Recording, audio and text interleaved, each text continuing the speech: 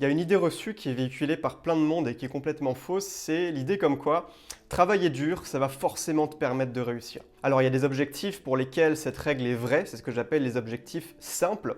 C'est des objectifs dans lesquels tu sais déjà ce que tu as à faire pour y arriver avant même de te lancer. Par exemple, pour devenir bon en piano, si ton objectif c'est d'apprendre le piano, tout ce que tu as à faire, c'est de jouer du piano régulièrement, d'apprendre à la limite le solfège, de faire des gammes également pour pratiquer la dextérité de tes doigts. Mais si tu es régulier ensuite en appliquant cette stratégie toute simple, toute bête, qui est juste de jouer et de t'entraîner, d'apprendre le solfège, tu vas atteindre ton objectif de devenir bon en piano. Donc dans ce cas-là, oui, travailler dur, ça va te permettre d'atteindre ton objectif. Même chose si ton objectif c'est de développer ta masse musculaire par exemple, de faire de la musculation, c'est extrêmement simple. Tout ce que tu as à faire, c'est de pousser de la fonte, d'avoir un surplus calorique dans ton alimentation pour construire le muscle et de bien récupérer la nuit. C'est les trois seules choses. La stratégie est ultra simple. Donc en suivant ces stratégies toutes bêtes, en travaillant dur, en allant à l'entraînement plusieurs fois par semaine, eh bien tu réussiras à atteindre ton objectif de développer ta masse musculaire. Jusqu'ici, il n'y a pas de souci. Sauf que maintenant, il y a d'autres catégories d'objectifs que j'appelle les objectifs complexes, dans lesquels il va y avoir beaucoup plus de paramètres à prendre en compte pour atteindre cet objectif donné, dans lesquels parfois il peut y avoir également de la concurrence. C'est pas juste un défi par rapport à toi-même, il y a d'autres personnes extérieures qui rentrent en jeu. Par exemple, si tu as l'objectif de réussir sur YouTube, tu lances ta chaîne YouTube, tu commences à poster des vidéos, est-ce que tu penses vraiment que travailler dur, mettre de l'effort dans tes vidéos, ça va suffire ?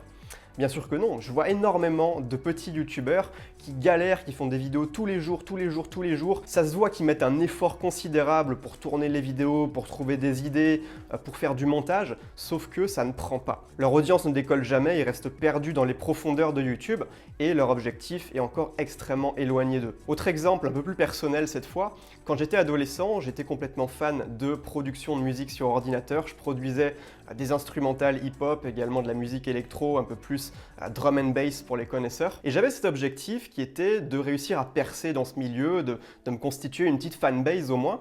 C'était vraiment quelque chose qui me tenait à cœur. Et je travaillais dur pour atteindre cet objectif. Je passais des heures et des heures tous les jours dans ma chambre à produire de la musique, à me demander comment est-ce que je pouvais améliorer mes productions, qu'est-ce que je pouvais mettre comme instrument sur le refrain, puis j'exportais, je mettais ça sur SoundCloud, je mettais ça sur YouTube, et puis c'est tout. Je travaillais dur, ça je peux te le garantir, sauf que ça n'a jamais marché, ça n'a jamais pris.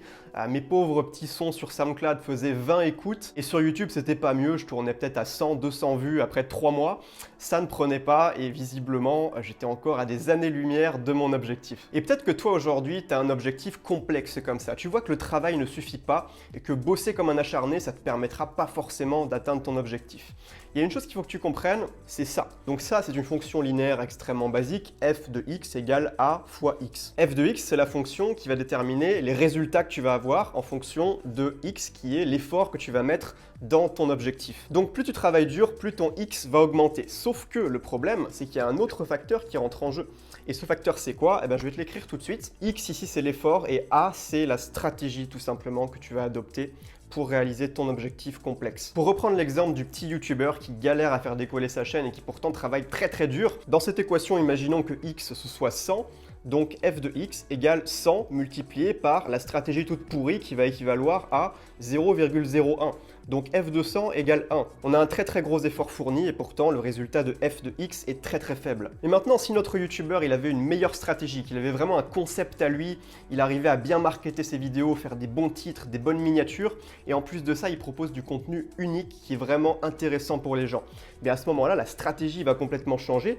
Et si A, au lieu d'être 0,01, ça devient, je sais pas, 10 admettons, et bien en fonction de l'effort fourni, il va complètement décupler ses résultats. La stratégie, ça a vraiment un effet multiplicateur, c'est ce que je veux te faire comprendre dans cette vidéo. Donc est-ce que travailler dur, c'est important pour réussir un objectif ? Effectivement, oui, c'est très important de bosser dur, d'investir de l'effort dans son objectif, mais est-ce que c'est toujours suffisant ? Bien sûr que non, on vient de le voir par A plus B, ou plutôt devrais-je dire par f de x égale ax. Donc si aujourd'hui tu as des objectifs qui rentrent dans cette catégorie des objectifs complexes, pour lesquels de 1 tu as de la concurrence, et pour lesquels de 2, il y a beaucoup plus de paramètres qui rentrent en compte que pour un objectif simple comme l'apprentissage d'une langue ou la musculation. Ce que je te conseille vraiment de faire, c'est de mettre en place un système de suivi de tes objectifs et de ta stratégie. À la fin de chaque mois, je t'invite à faire le bilan des résultats que tu as eus, de ce que tu pourras améliorer en termes de stratégie, ce qui a fonctionné, ce qui n'a pas fonctionné.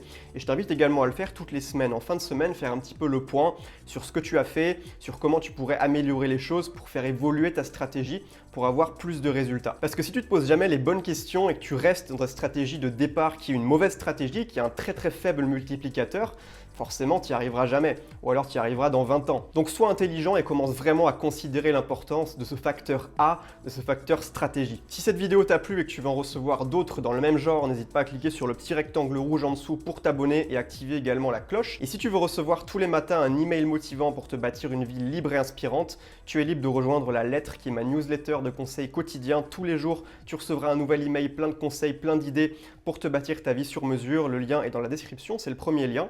Donc tu recevras ton premier email dès demain matin et si jamais tu veux te désinscrire parce qu'un jour tu n'as plus envie de recevoir les emails pour une raison X ou Y, eh bien tu pourras te désinscrire en 2 clics. Donc sur ce, je te souhaite une excellente journée, je te dis à demain pour la prochaine vidéo et à demain dans l'email.